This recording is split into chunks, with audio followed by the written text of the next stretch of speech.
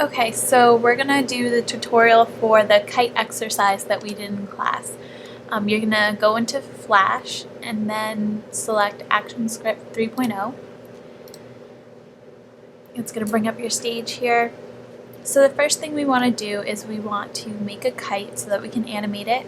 So I'm gonna go into the shape tool here and choose the rectangle. I'm going to keep my object mode off for now because I want to be able to edit the sides of the kite. So I'm just going to draw my kite in here, and you know what, I'm just going to change the color, maybe a red. Okay. And I'm going to go into my selection tool and just edit the edges a little bit to make it look more like a real kite.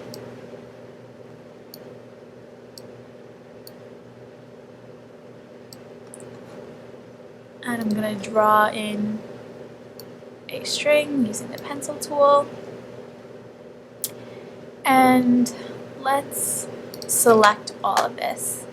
And I want to put it in the first position that I want it.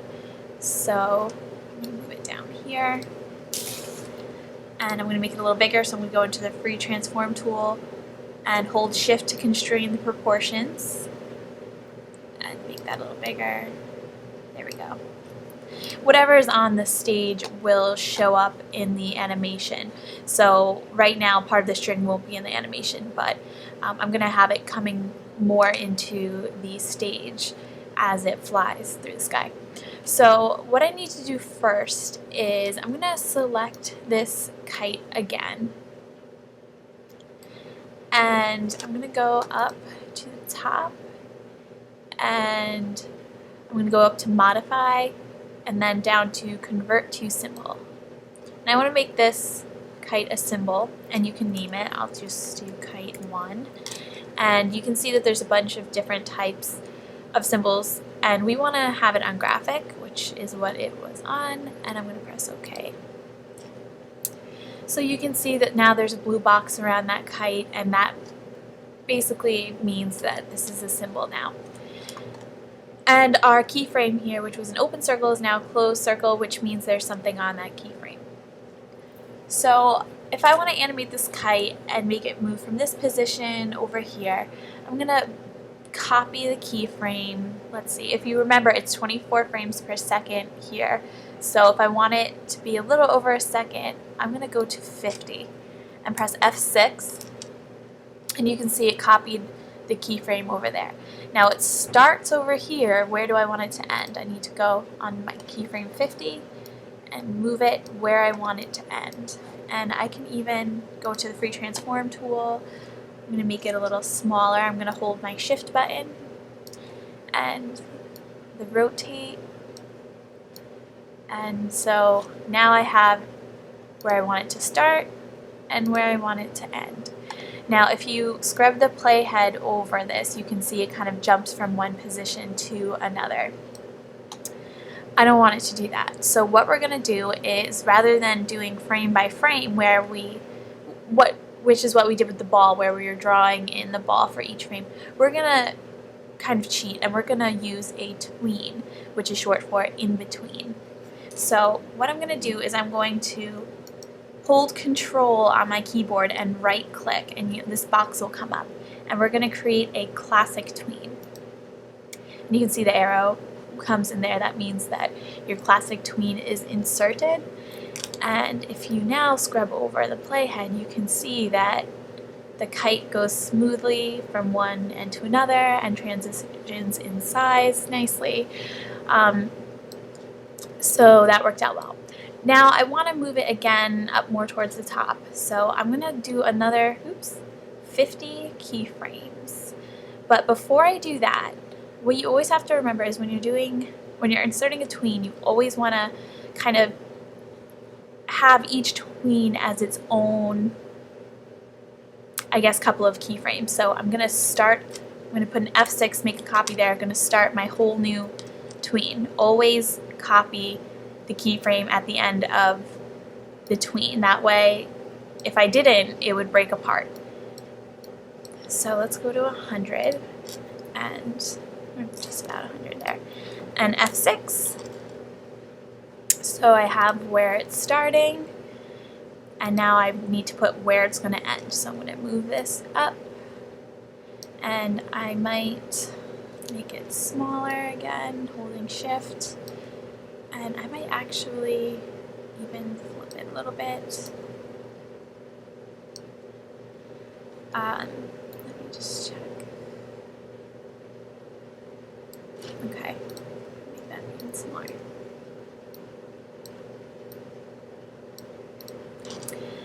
And then I need to do the same thing. I'm going to insert the tween. So I'm going to hold Control on the keyboard, right click, create classic tween. And you can see I flipped mine, so now it's kind of flipping in the air. You can tell it's very two-dimensional, but it does look kind of cool. So now we have our kite going from kind of the bottom to the top. So let's put in a sky now so that it's not just on this blank page. So what I'm going to do is I'm going to start at the beginning again. I'm going to go down to the corner here and add a new layer. And I want to pull this underneath the other layer because I want it to be behind the kite, not in front. And whatever is on the top is going to be the most forward layer. So let's name these so I don't get confused. I'm going to double click on the layer, and this is going to be my sky, and double click on this layer. That's going to be my kite. Okay, so let's put in the sky. I'm going to start here on the first keyframe. You can see it's an open circle, so there's nothing on it right now. And I'm going to zoom out, and you can zoom out up here. Let's do 50%, or you can hold Command minus on the keyboard. And we're actually going to make our sky bigger than the stage. I'm going to go to the rectangle tool. I'm going to pick a blue for the fill color. And I'm going to start here at the corner. And I'm actually going to make this about double the size of the stage, at least in height. Okay? And I'll talk more about that later. But go into the brush tool. I'm going to select a white, and we'll just make some clouds. Just really quick.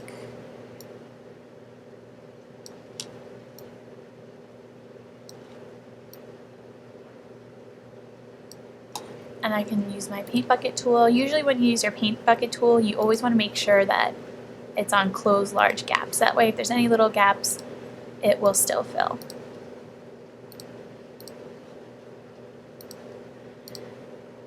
Okay. So I have my clouds in there. And you can see when you fill it, it's going to automatically go to this very last keyframe.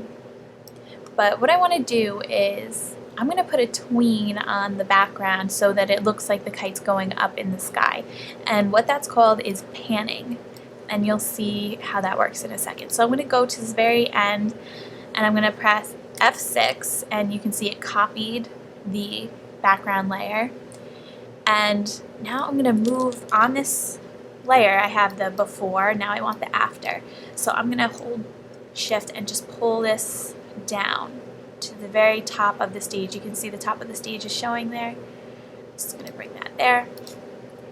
And now we're going to add a classic tween. So just click anywhere in the center here, hold Control, click, create classic tween. And now you can see it looks like the kite is actually traveling up in the sky. And you can see it better if we go to Control, Test, Scene. So you can see the background's moving. It kind of gives the effect. And that's called panning. And if you were to do something like a person walking down the road, you may have your background that's longer in width rather than height. So that's something to think about. So let's continue. We're going to learn about shape tween now. We're going to make the kite turn into a ball. So again, I just finished a tween, so what I need to do is I'm going to go back to this kite layer, and I need to make a copy, F6. And I'm going to make this one a little shorter. We'll do just a couple of frames, F6. So I have the before, and I want the after. I don't want the after to be a kite. I want it to be a ball. So I'm going to delete and grab the oval tool, and let's pick another color. How about purple? And I'm just going to make a ball there. Try and make it relatively close to the size that your kite is. And then if I control click, you can see it won't let me create a shape tween, which is what I want to do to transform the kite into the ball. And the reason for that is because if we go back here, we still see that blue box. We don't want our object to be a symbol when you're using a shape tween. So to do that, so it's not a symbol anymore, you're just going to go up to modify and break apart. And it's right under the convert to symbol, so that might help you remember. And you can see now it's broken apart. And if we click, control, right click, now it will let us create the shape tween. It's a green box. And you can see it morphs into the ball. Now this is a little messy.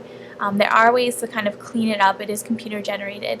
And if you want to clean it up, you can use shape hints, but we're not going to get into that quite yet. So there we go. Now we need to extend our sky, but I want the ball. I guess let's extend this sky up for now. So I'm going to go anywhere in my sky layer, and I'm going to press F5, and that'll just extend it. And say I want the ball to fall now. I'm going to go back to the kite layer where the ball is now. I'm going to press F6 because we just finished a tween. We need to make a copy. And I want it to happen a little quicker because it's not really floating, it's falling. So I'm going to go to this layer and press F6, make the copy. And I have my before. Now I need to select my after on that keyframe, and it's going to be below here. And control, create classic tween. That's falling. Now let's have the sky go in the opposite direction to make it look like it's falling. So let's F6 to make the copy, and F6 to make a copy over here. We have the before, we need to make the after. So the after would be going up. And we just want to line it up with the edge there. And create, control click, create classic tween. And there we go. So now let's watch it. Scene.